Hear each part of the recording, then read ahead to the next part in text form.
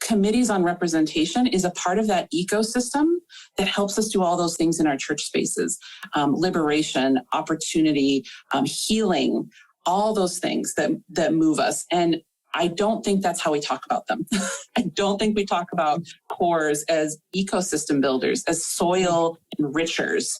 We think about them as, like, we've been using these metaphors the whole time: box checkers, bean counters, like a little tiny thing that doesn't fit anywhere else, but we have to do it. So we're just going to kind of put it in this corner and make sure that the bare minimum happens. Right. When I actually think that, and maybe this is me being overly ambitious, but I actually think, having looked at all of our different structures, cores are one of the most powerful places to keep us building the internal capacity pieces that help us be who we want, who we say we are out in the world.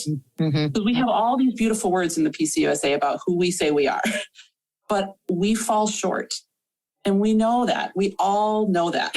And so, not in a fault-finding way, but just in a realism way.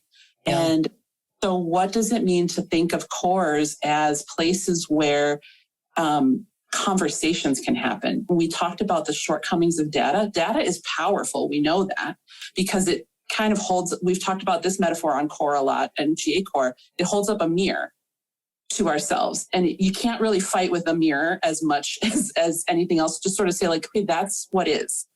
What do we want to see? What do we want to have reflected back to us? And so that's the beginning of the conversation, though, because all of these pieces that we've been naming about, like, what is the context? Going back to earlier in this conversation, Eric, you were talking about the context. What's the context of this particular conversation or this particular space? And where does representation fit there? If you put only women or only people of color or only people of a certain age on a committee that's focused on just that thing, right, you're actually marginalizing them. And you're marginalizing the conversation. Now, obviously, we're not saying don't put people with lived experience on those committees. We're just saying, like, there's a yes and. And part of